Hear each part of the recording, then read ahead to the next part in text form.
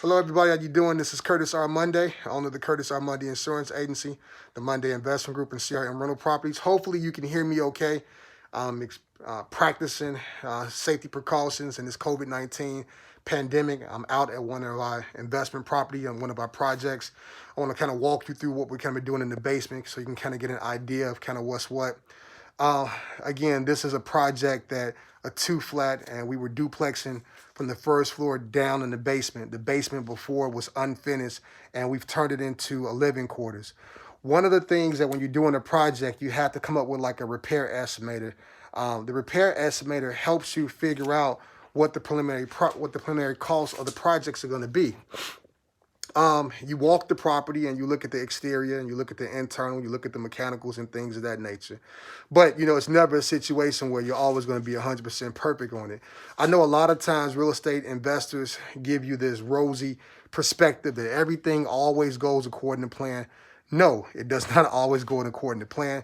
You make mistakes and things happen. So I wanted to give you a real life perspective of what kind of happens on a project if a mistake happens. And so right now I'm inside the basement, and I told you that we do a cost estimator to determine what the repair costs are going to be. Now, a lot of times you're doing this real time. So when I say real time, it's like a project is a property's out there. You're looking at a potential property.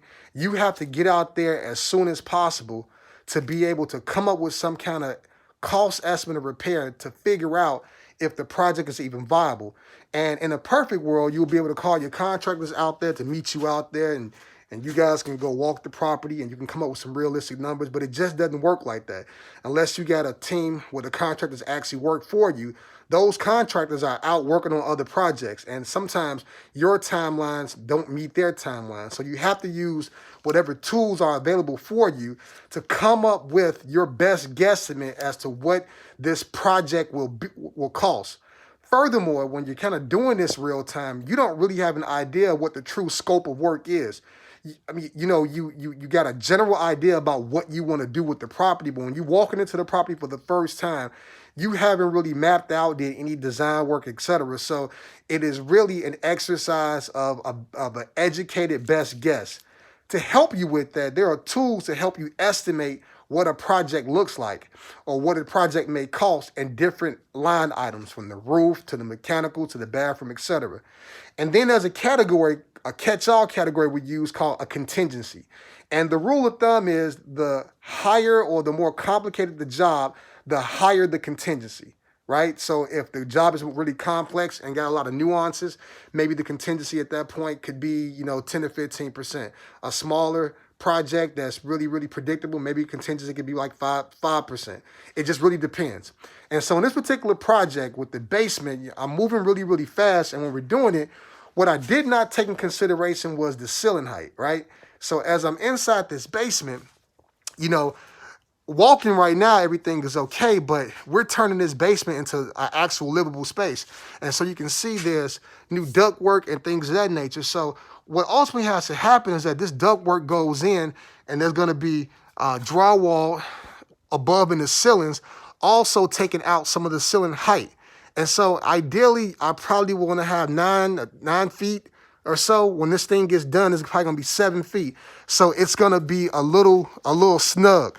The other thing is, when we were in the ductwork, we could not run the ductwork, what is my direction? East and west. We would have ran the ductwork east and west, right? But because of the ceiling height, we couldn't do it because we'll lose a couple more inches, which is really, really scarce right now. So as a result, what we had to do was to run the ductwork alongside the outside exterior in the bedroom. So this is a bedroom. So we're basically, to save space, we had to run the ductwork alongside the wall in the bedrooms to help us. Furthermore, when we do the lighting, we have to make sure, be cognizant of the light fixtures so that they don't come down too much. So when I choose light fixtures, a combination of candle lights, but also other kind of fixtures, I have to make sure that they're really thin so that they don't come down a lot. This is an idea or an example of one of the lighting outlets that the electrician put in. And so when we got into the project, Obviously, my goal or my desire would be to have as much headroom as possible. So we explore excavating the concrete. And when you look at this concrete, my goodness, look at this. If anybody done any kind of construction work, you know excavating can be pretty expensive. To do this, it would have been an extra $21,000 to the project, which again wasn't in the budget, and we just have to make do what we have. And so I'm still confident that the project will come out okay. It'll come out great, and we'll be happy with it. And this is a livable. This is a area where there's 2 bedrooms and a bathroom, so it's not going to be an entertaining area. So literally, they're going to come in and go to sleep, and so we just banking on that being enough. But with that said, when you look at the costs, we're pretty much at this point hunkered into the budget that we actually have.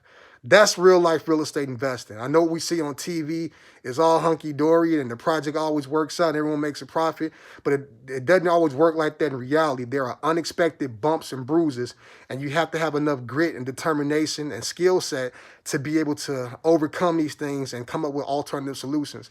The cool thing is that these mishaps are the best teachers. These mishaps are what gets you better within the industry. And so we'll learn from this. We'll do our due diligence and we'll be better on the other upcoming projects. I'm sure, again, this project will end up the way that we wanted it to end up. So that's all good.